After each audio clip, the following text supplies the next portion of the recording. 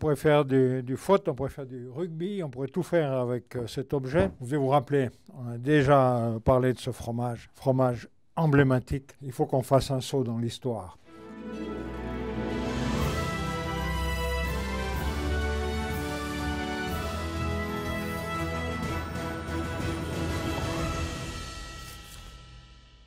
C'est la période de Louis XIV. Louis XIV avait un ministre qui s'appelait Colbert, ministre de la Finance. D'ailleurs, le colbertisme, ça vient de ce ministre, Colbert. Et les Français sont en guerre avec l'Espagne. Alors souvent on pose la question, mais il va nous parler d'un fromage qui est en Hollande. Et non, la France est entre la Hollande et l'Espagne, et la Hollande appartient à l'Espagne. Ils sont en guerre. Les Français étaient friands du fromage hollandais qui s'appelle Edam. Et ils importaient beaucoup de ce fromage. L'avantage de ce fromage, il était à pâte dure et il se conservait beaucoup mieux que les autres fromages français qui étaient sur le marché. Malheureusement, c'est la guerre, la frontière est fermée. Donc Louis XIV dit à Colbert, il faut trouver une solution. Et Colbert va voir les paysans du nord de la France, c'est toute la région de l'île, et il leur dit, fabriquez-moi un fromage qui ressemble à l'Edam.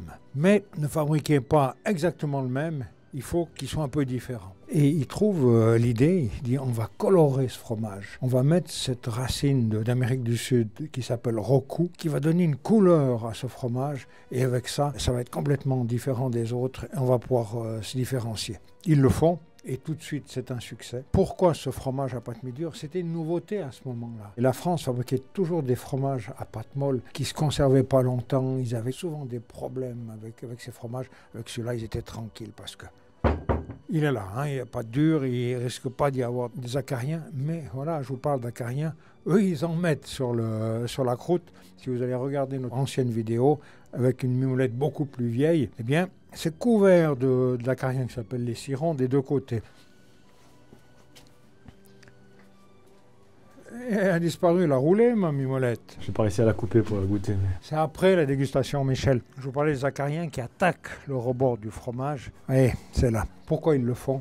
C'est parce qu'ils font des trous qui amènent un peu d'air et qui permettent au fromage de mieux se développer, tellement ce fromage est dur. Alors pourquoi, pour ce 16e jour du calendrier de l'Avent, je ne vous ai pas choisi la plus vieille, celle-ci a 24 mois, celle-ci a seulement 12 mois? Bien parce que quand ça arrive à 24 mois, d'abord on a un fromage qui est très fort en goût. Vous verrez, déjà à 12 mois, ça a beaucoup de caractère.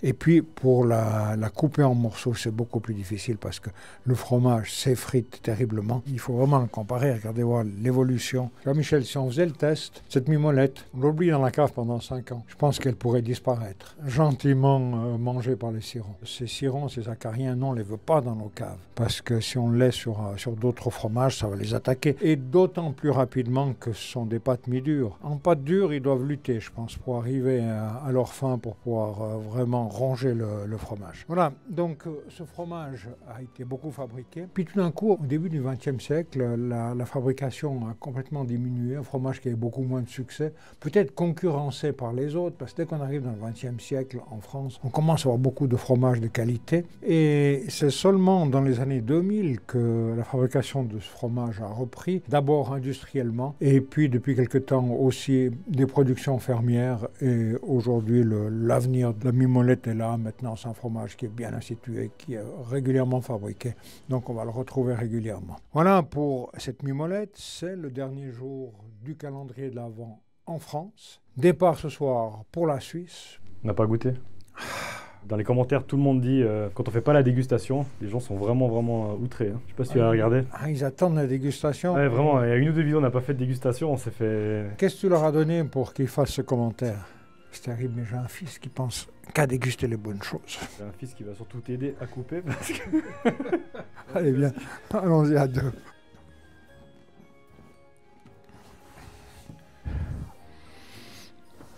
Quand vous dégustez un fromage, c'est toujours intéressant de le sentir parce qu'au nez, vous allez pouvoir déjà trouver beaucoup de caractéristiques du fromage. Jolie couleur orange. À l'intérieur, c'est pas trop dur, hein, étant donné cet âge-là.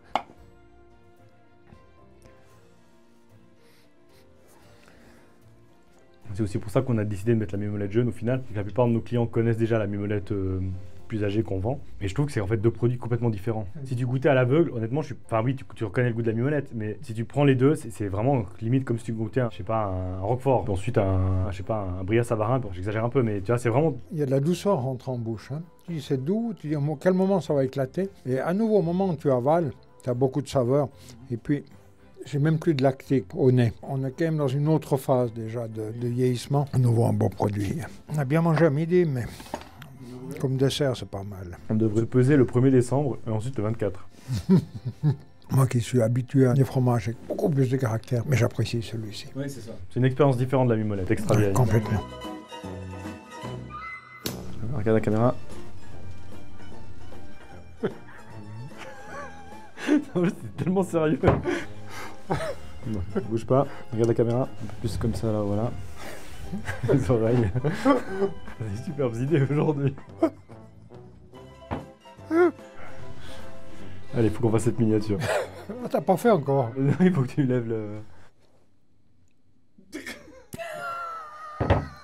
fais l'ascenseur ou... Bon, allez. Allez.